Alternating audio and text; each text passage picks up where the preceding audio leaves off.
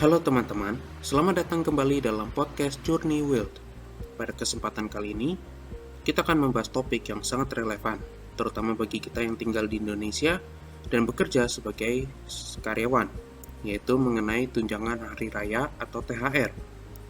Dalam podcast ini, kita akan mengupas secara mendalam tentang dasar-dasar THR, tantangan keuangan pribadi yang seringkali terkait dengan THR, serta solusi-solusi untuk menghadapinya. Jadi pastikan Anda menonton podcast ini sampai selesai agar Anda bisa mendapatkan informasi yang bermanfaat. Sebelum lanjut, pastikan untuk menekan tombol like, share, dan subscribe agar dapat menikmati konten-konten menarik seputar dunia keuangan. Mari mulai pembahasannya. Tunjangan Hari Raya atau THR merupakan salah satu bentuk penghargaan dan kompensasi tambahan yang diberikan oleh perusahaan kepada karyawan menjelang perayaan hari besar keagamaan, seperti Idul Fitri bagi umat Islam atau Natal bagi umat Kristen. Dasar hukum pemberian THR di Indonesia diatur dalam Undang-Undang Nomor 13 Tahun 2003 tentang Ketenagakerjaan. Pasal 4 ayat 2 dari undang-undang tersebut menyatakan bahwa setiap pekerja berhak menerima THR dari perusahaan tempat mereka bekerja. Jadi, kita memiliki dasar, yaitu Pasal 4 ayat 2 Undang-Undang Nomor 13 Tahun 2003 bahwa kita berhak untuk mendapatkan THR. Baik kita sudah bekerja selama bertahun-tahun atau mungkin kita baru bekerja selama 1 bulan, kita memiliki hak untuk menerima THR. Penetapan nilai THR biasanya diatur oleh peraturan perusahaan, perjanjian kerja, atau seringkali merupakan hasil negosiasi antara perusahaan dan serikat pekerja. Meskipun tidak ada ketentuan pasti mengenai jumlah THR, namun pada umumnya THR biasanya setara dengan 1 bulan gaji atau lebih, tergantung pada kebijakan perusahaan dan kondisi ekonomi saat itu. THR memiliki makna yang sangat penting bagi banyak pekerja di Indonesia. Selain sebagai bentuk penghargaan atas kerja keras dan dedikasi selama setahun, THR juga dianggap sebagai modal untuk mempersiapkan diri menyambut hari raya dengan lebih layak dan meriah. Ini mencakup persiapan kebutuhan seperti pakaian baru, makanan khas, serta biaya perjalanan untuk mudik atau berkumpul bersama keluarga. Terutama dalam waktu dekat ini, tidak lama lagi akan datang musim Lebaran, Hari Raya Idul Fitri. Sudah pasti ditambah lagi dengan akhir bulan ini, akhir bulan Maret, di mana gajian, kemudian ada kemungkinan besar THR juga sudah diberikan. Sudah pasti akan menjadi modal untuk mempersiapkan menyambut hari raya. Namun, perlu diingat bahwa pemberian THR bukan hanya merupakan kewajiban moral, tetapi juga memiliki implikasi hukum. Menyimpang dari ketentuan undang-undang tentang pemberian THR dapat berujung pada sanksi hukum bagi perusahaan. Oleh karena itu, bagi pekerja, hak untuk menerima THR adalah hal yang dijamin dan diharapkan. Dengan pemahaman mengenai dasar hukum dan makna dari pemberian THR ini, kita dapat memahami pentingnya THR bagi keberlangsungan ekonomi dan kesejahteraan pekerja di Indonesia. Namun penting juga untuk memahami bahwa penerimaan THR juga membawa tantangan tersendiri, terutama terkait dengan manajemen keuangan pribadi. Untuk itu, mari kita eksplorasi lebih lanjut mengenai tantangan dan solusi keuangan pribadi terkait dengan THR. Sekarang mari kita fokus pada bagian inti dari pembahasan kita hari ini, yaitu tantangan dan solusi keuangan pribadi terkait dengan THR. Tantangan keuangan pribadi. Pertama, pengeluaran tambahan. Salah satu tantangan utama yang dihadapi oleh banyak orang ketika menerima THR adalah pengeluaran tambahan yang cenderung meningkat menjelang hari raya, mulai dari kebutuhan akan pakaian baru, hingga persiapan mudik, atau berkumpul bersama keluarga. Semua ini menuntut pengeluaran tambahan yang kadang-kadang bisa melebihi nilai THR yang diterima. Contohnya, dari pakaian baru. Salah satu tradisi yang umum dilakukan menjelang hari raya adalah membeli pakaian baru. Hal ini bisa menjadi beban tambahan bagi banyak orang, terutama jika mereka merasa perlu untuk memperbarui seluruh pakaian mereka untuk merayakan momen spesial ini.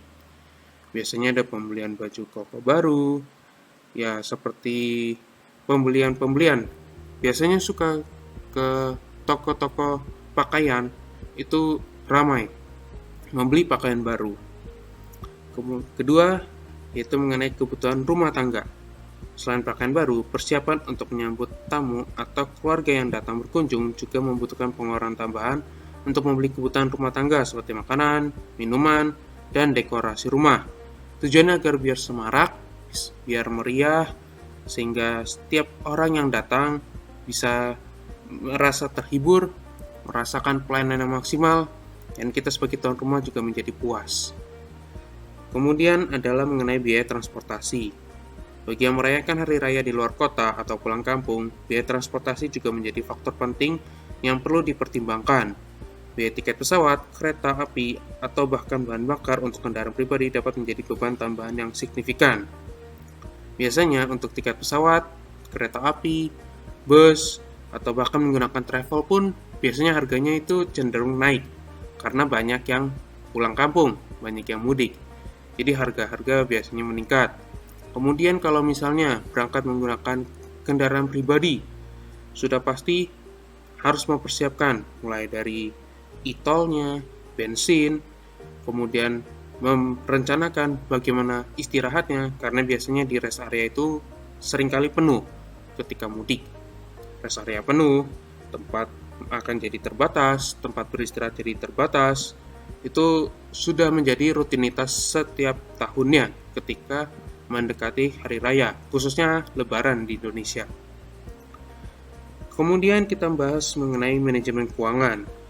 Banyak dari kita mungkin tidak terbiasa dengan manajemen keuangan yang baik, terutama ketika menerima jumlah uang yang cukup besar dalam satu waktu seperti THR ini.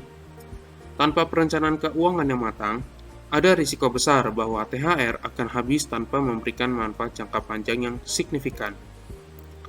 Nah, permasalahan yang pertama adalah kurangnya perencanaan keuangan. Banyak orang mungkin tidak terbiasa dengan perencanaan keuangan yang baik, terutama ketika menerima jumlah uang yang cukup besar seperti THR. Nah, karena kurangnya perencanaan keuangan ini, maka seringkali uang yang kita terima itu tiba-tiba habis. Sama seperti gaji yang kita terima langsung habis. Nah, ini karena kurangnya perencanaan keuangan. Kita tidak dapat mengatur, membuat anggaran dari THR yang kita terima, kita alokasikan untuk apa saja. Itu seringkali tidak terlacak, tidak tersusun dengan baik. Sehingga ketika kita menerima THR, lalu kita tanpa sadar uangnya sudah habis. Kemudian adalah pengeluaran impulsif, terutama bagi mereka yang tidak memiliki kebiasaan menabung atau berinvestasi. THR seringkali dihabiskan untuk pengeluaran yang bersifat impulsif atau konsumtif, tanpa memikirkan konsekuensi jangka panjangnya. Ya, ini bisa dianggap sebagai satu bentuk aspek psikologis, yaitu mengenai pengeluaran yang secara impulsif. Ketika kita menerima uang dalam jumlah yang besar, seperti THR, apalagi digabung dengan gaji yang kita terima juga, itu mengakibatkan kita memiliki satu sisi psikologis di mana kita bisa membelanjakan uang secara besar-besaran karena kita merasa bahwa kita mengalami peningkatan dalam hal kekayaan, yaitu dari uang yang kita terima. Dengan uang yang kita terima meningkat, kekayaan kita terasa meningkat, maka kita bisa membelanjakan uang kita lebih banyak. Nah, pengeluaran yang tidak terkontrol ini menjadi pengeluaran yang impulsif, menyebabkan akhirnya THR yang kita terima habis lagi. Kemudian adalah pengeluaran utang. Bagi sebagian orang, THR mungkin digunakan untuk melunasi utang-utang yang telah ada atau bahkan untuk mengambil utang baru demi memenuhi kebutuhan konsumtif menjelang hari raya. Hal ini dapat memperburuk situasi keuangan pribadi kita jika tidak dikelola dengan baik. Nah, mengenai pengelolaan utang ini, THR ini sebenarnya satu bentuk yang sudah dijelaskan di awal adalah untuk memberikan kesejahteraan bagi para pekerja. Tapi, bila misalnya seseorang memiliki utang, nah, THR ini bisa digunakan untuk melunasi utang. Tetapi kalau misalnya gaya hidup kita justru malah semakin meningkat, kita malah mengambil utang baru, padahal kita sudah mendapatkan THR nih. kita ambil utang baru, kita belanjakan. Dengan kombinasi-kombinasi antara pengeluaran yang impulsif, pengelolaan utang yang buruk, yang akhirnya mengakibatkan keuangan kita berantakan. Kita malah justru mengalami kesulitan keuangan. Ini sangat terkait dengan aspek psikologis dari diri kita sendiri.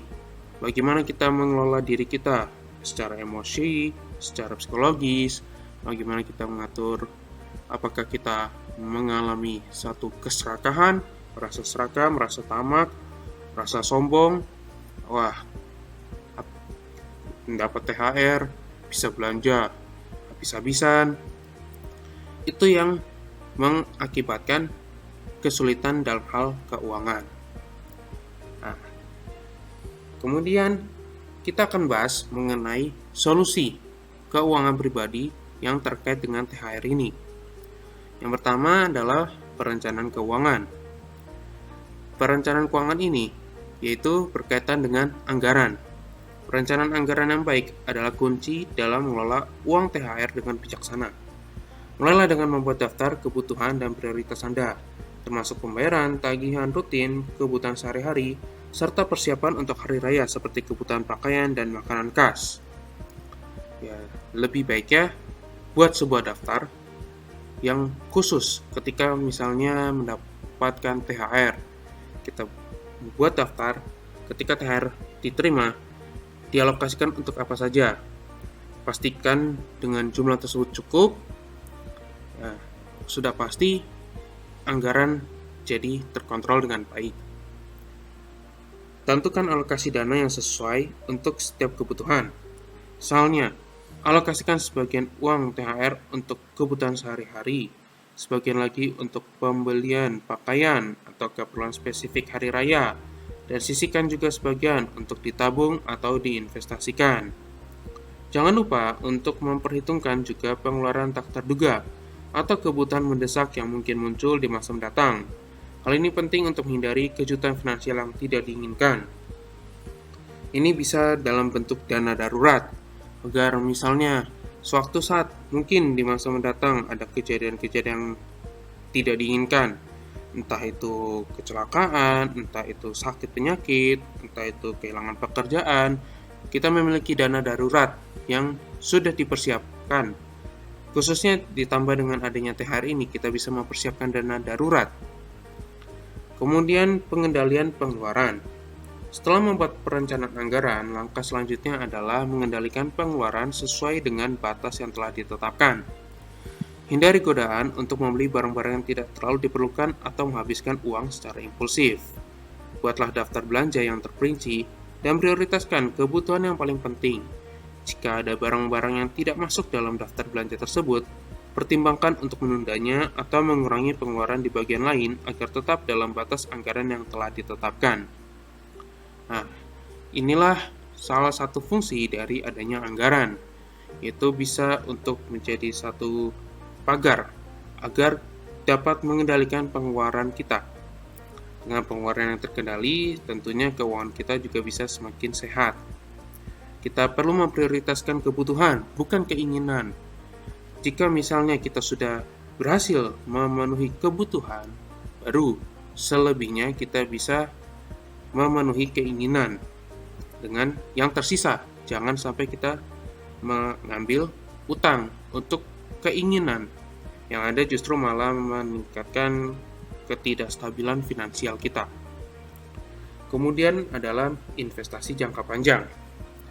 Salah satu cara terbaik untuk mengoptimalkan manfaat dari uang THR adalah dengan menginvestasikannya untuk masa depan. Pertimbangkan untuk memulai investasi jangka panjang yang sesuai dengan profil risiko dan tujuan keuangan Anda. Ada berbagai pilihan investasi yang dapat dipertimbangkan, mulai dari investasi properti, saham, obligasi, reksadana, hingga deposito atau tabungan berbunga tinggi. Pilihlah investasi yang sesuai dengan tujuan keuangan Anda, serta tingkat kenyamanan dan pemahaman Anda terhadap risiko dan potensi imbal hasilnya. Ingatlah bahwa investasi jangka panjang membutuhkan disiplin dan kesabaran.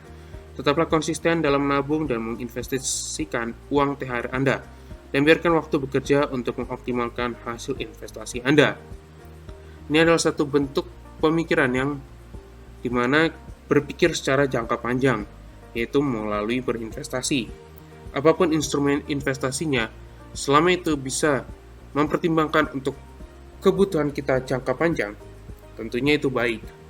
Yang paling penting adalah memahami dari setiap instrumen investasi yang ada, pahami profil risiko, dan tentukan berapa besaran yang harus diinvestasikan.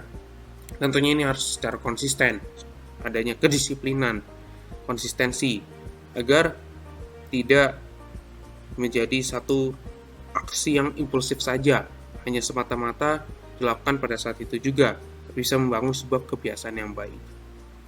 Dengan menerapkan solusi-solusi tersebut, Anda dapat mengelola uang THR dengan lebih efektif dan mengoptimalkan manfaatnya untuk meningkatkan stabilitas keuangan pribadi Anda.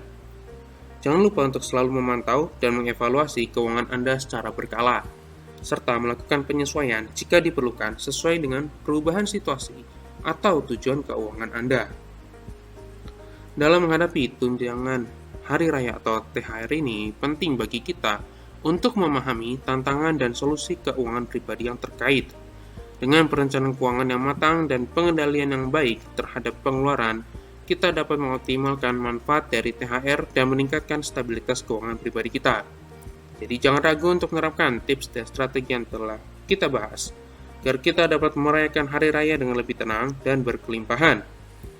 Terima kasih telah mendengarkan podcast ini sampai selesai. Pastikan untuk tetap stay tune dan terus mengikuti podcast Journey Wealth untuk bisa mendengarkan konten-konten menarik seputar keuangan pribadi. Sampai jumpa di podcast berikutnya.